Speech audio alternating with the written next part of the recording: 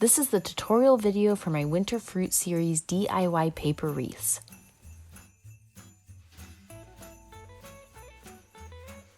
Supplies you'll need to complete this tutorial: the paper printout, of course, a 14-inch foam wreath form, a pair of sharp scissors, a hot glue gun, hot glue sticks, and optional festive ribbon and X-Acto knife. This project requires a lot of cutting.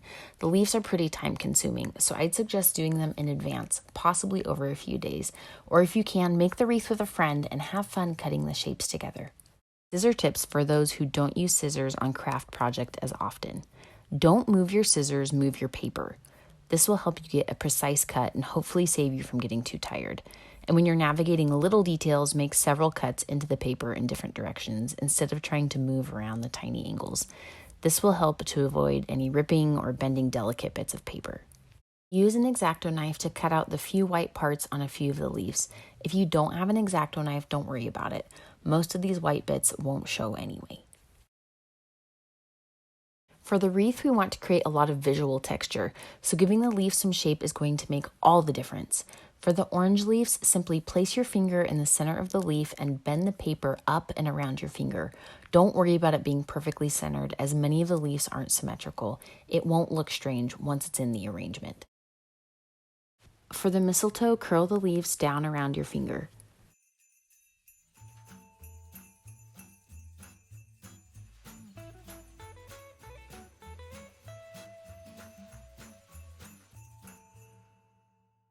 For the pine needles, you're going to take that swatch of green watercolor wash and cut a thin fringe. Start your cut on the long side of the paper and go in until there's about an inch left of paper. We need that tab of paper on the end so we can cut small bundles and stack them. Don't worry about your fringe being precise, just eyeball it. Make it as thin or thick as you want. I only did a portion of thin strip here for demonstration purposes, but you'll want to finish the entire strip of paper. Cut the fringes into about half-inch bundles. Stack and hot glue the non-fringed ends in stacks of 3. Then bend and manipulate the fringe to give it some added texture. For the fruit and pine cones, give the pieces a little bit of shape by cupping and gently squeezing the sides in. Do it just enough to create some bend, but no creases. When you're setting up to make the wreath, be sure to start by turning your hot glue gun on. This next step is optional. I've made 2 wreaths now, one with and one without a ribbon wrapped around the form. Adding the ribbon gives it a polished feel, but not many people will see the backside of your wreath, so no big deal if you'd rather skip it. Choose any festive color you think would complement the wreath. I went with green because I felt it would blend nicely. I added a short line of glue and then wrapped the ribbon a few times, then repeated. Be sure to firmly attach the end of the ribbon in a place that is easily hidden. I chose to decorate the part of the wreath that had gaps in the ribbon.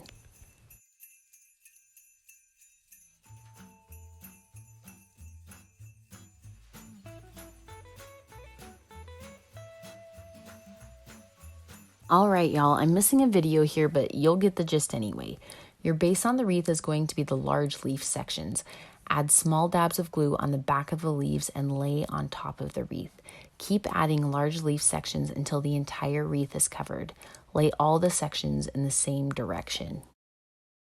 Okay, now you're going to lay out your fruit and pine cones on top of the wreath without gluing to make sure you like the arrangement. Use small dots of hot glue on the edges of the fruit and pine cones to glue each piece down. Leave as many sides loose as possible. If you're gluing down a side you'd want a leaf under, be sure to tuck the leaf in before the hot glue cools.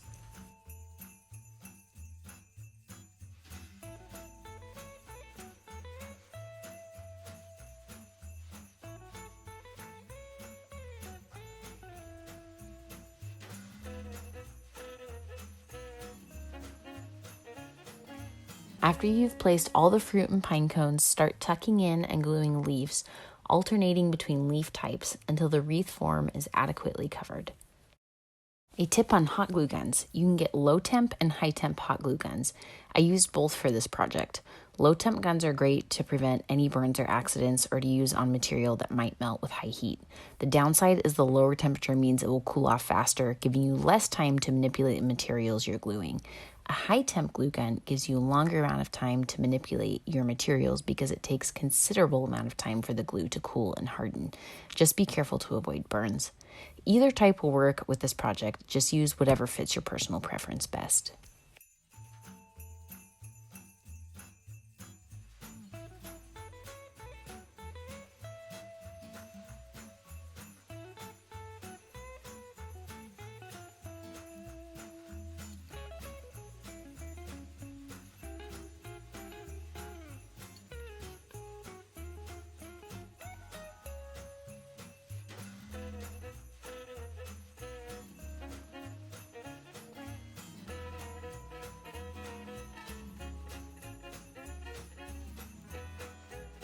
All right, and here's the end result of a wreath I made previously so you can get an idea of the end result.